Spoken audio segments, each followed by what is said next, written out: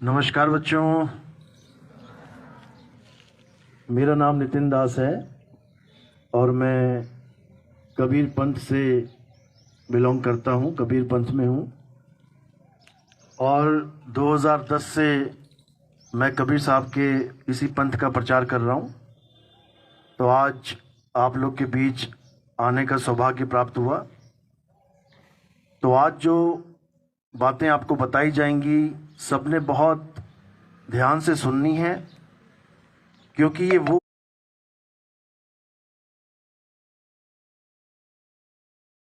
बातें नहीं है कि कोई आया बता के चला गया और ठंडे बस्ते में चली गई। ये वो बातें हैं, ये वो ज्ञान है जो आपको सारी उम्र काम आएगा।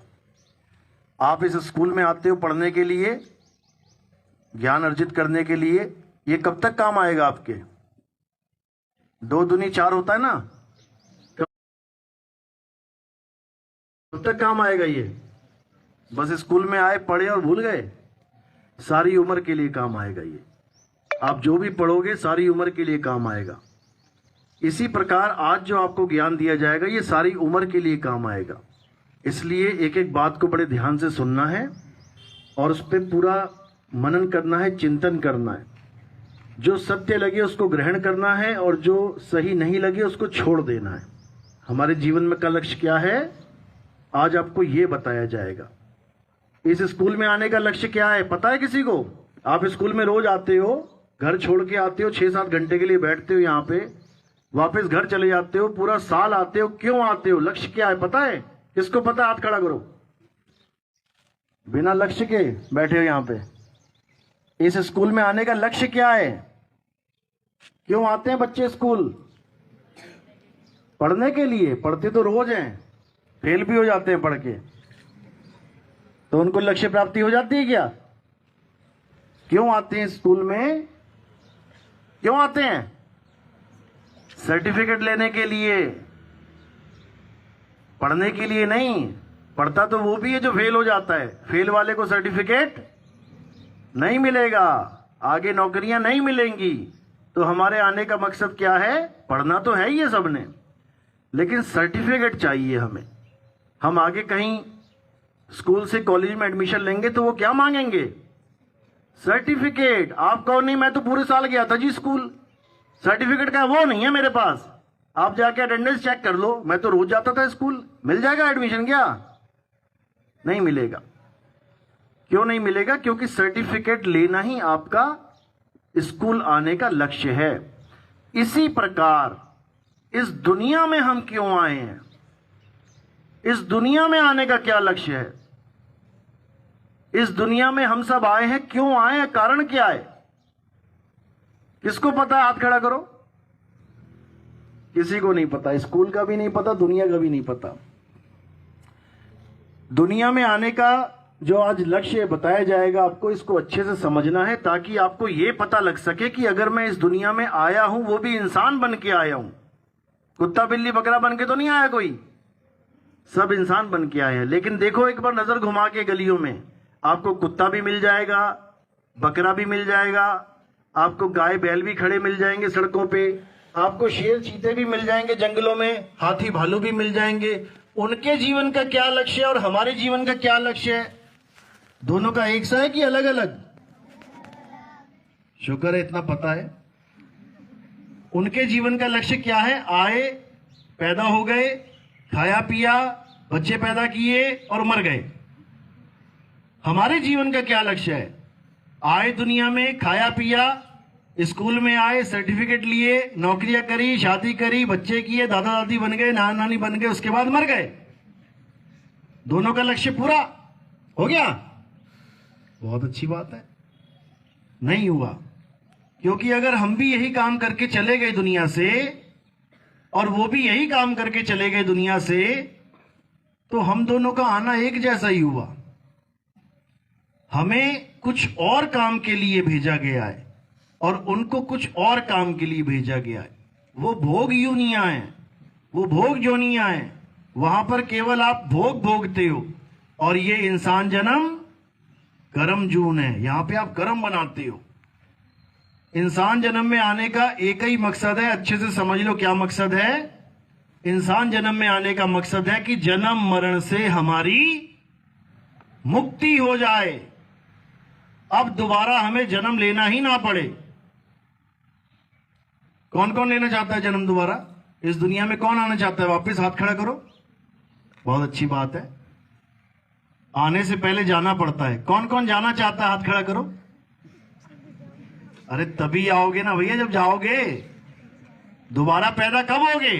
जब मरोगे। मरना कौन चाहता है? हाथ खड़ा करो। देखो मरने वाले भी तैयार बैठे हैं।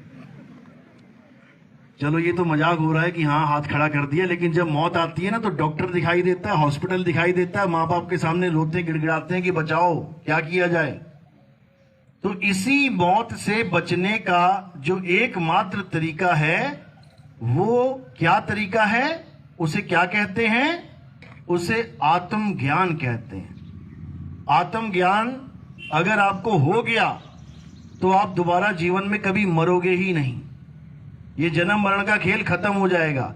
इसका मतलब ये नहीं कि तुम अमर ही हो जाओगे, यानी ये शरीर अमर हो जाएगा, उसके बाद तुम दिखाई दोगे, बाकी सब मर जाएंगे। ऐसा नहीं है।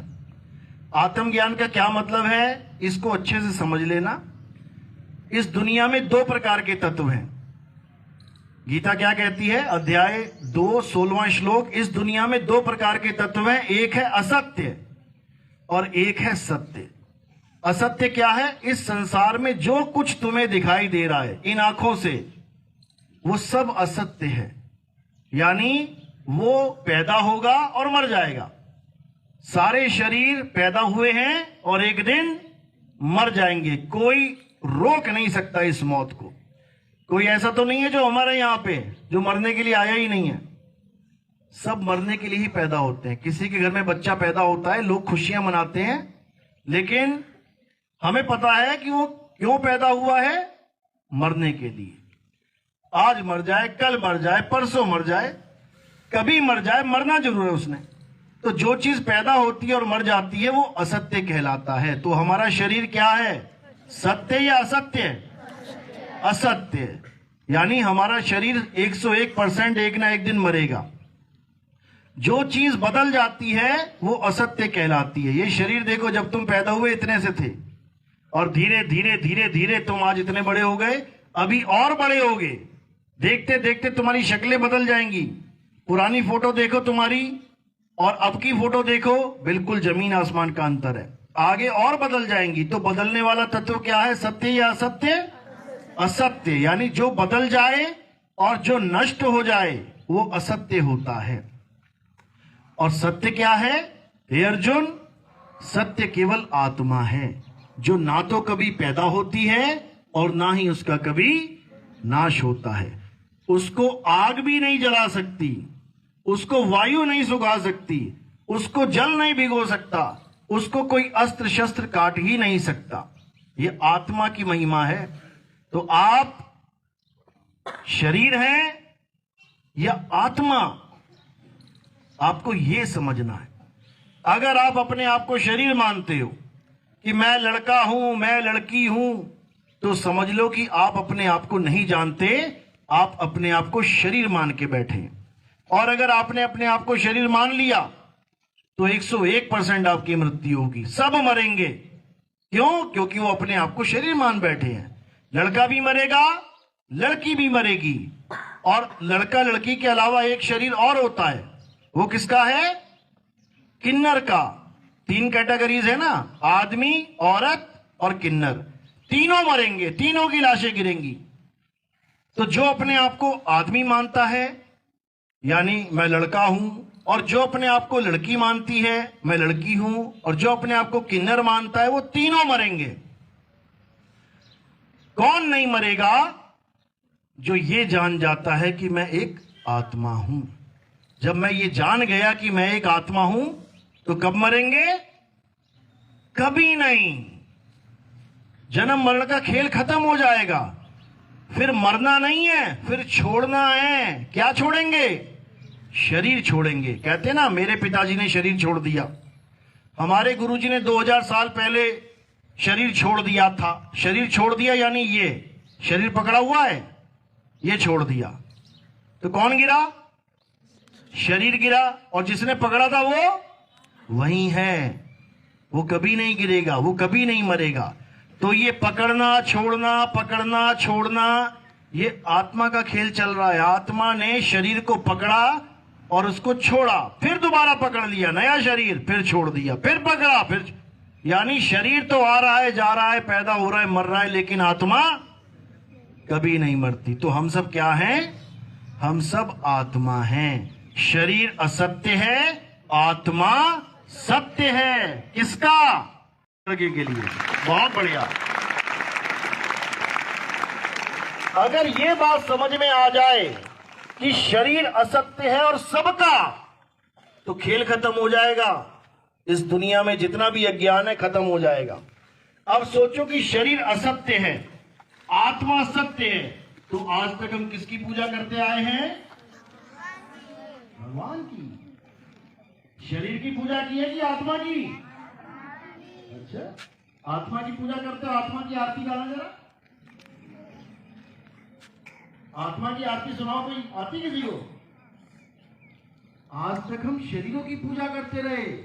मंदिर में क्या दिखाई दे रहा है? भगवान। मंदिर में मूर्ति दिखाई दे रही है, मूर्ति। और मूर्ति किसकी है? भगवान की। जैसे मैं यहां बैठा हूं और मेरी एक मूर्ति बना दी जाए, मूर्ति किसकी है? मेरी। तो अगर तुम मेरी पूजा करोगे तब तो समझ में आता है कि तुम भगवान की पूजा कर रहे हो, लेकिन यहां पर मेरी पूजा नहीं, मेरी मूर्ति की पूजा चल रही है। तो तुम कैसे कह सकते हो मैं भगवान की पूजा करके आया हूं? भगवान की मूर्ति की पूजा करके आए हो।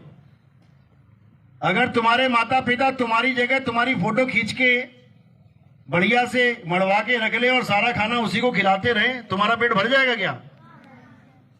बिल्कुल इसी तरह हम भगवान की मूर्ति बना के बैठे हैं। भगवान कब आए थे? सतयुग में, त्रेता में, द्वापर में। राम जी कब आए थे? त्रेता युग में। और राम जी की मूर्ति कब बनाई जा रही है? कलयुग में। तो राम जी की पूजा कब कर सकते थे? जब वो आए थे। वो तो चले भी गए, और वो आके चले भी गए। अब तुम एक दो युग के बाद आज मूर्ति बनाते हो उनकी और कहते हो हम भगवान जी की पूजा करके आए हैं। तुम कभी भगवान की पूजा कर ही नहीं सकते, क्योंकि अगर तुम्हें भगवान की पूजा करनी है तो तुम्हें कहां जाना पड़ेगा? त्रेता युग में जाना पड़ेगा, तभी तो कर पाओगे।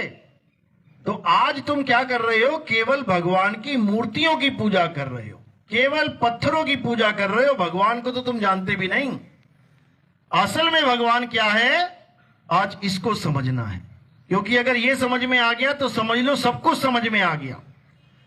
तो आप सबसे पहले ये जान लो कि आप एक शरीर नहीं हो। आप क्या हो? आत्मा। क्योंकि शरीर असत्य है, झूठ है, आत्मा सत्य है। तो राम जी क्या है? शरीर है कि आत्मा? सच में अगर राम जी आत्मा है तो फिर शरीर क्या है? उनका शरीर क्या है? असत्य है। तो मंदिर में मूर्ति किसकी बनाई है? आत्मा की कि शरीर की? यानी असत्य का भी एक और तुमने फोटोकॉपी करके रख लिया है। और करना क्या है? आत्मा को जानना है। जो राम जी की आत्मा है वो असल में परमात्मा है। और शरीर ये नाशवान 5 तत्वों की देह है। कौन कौन से 5 तत्व? आकाश, वायु, अग्नि, धरती और पानी। इन 5 तत्वों से सबकी काया बनती है, सबकी A to Z। तो ये 5 तत्वों की काया एक दिन नाश हो जाती है, और जो आत्मा है वो सदा अमर रहती है। तो भगवान राम क्या हैं?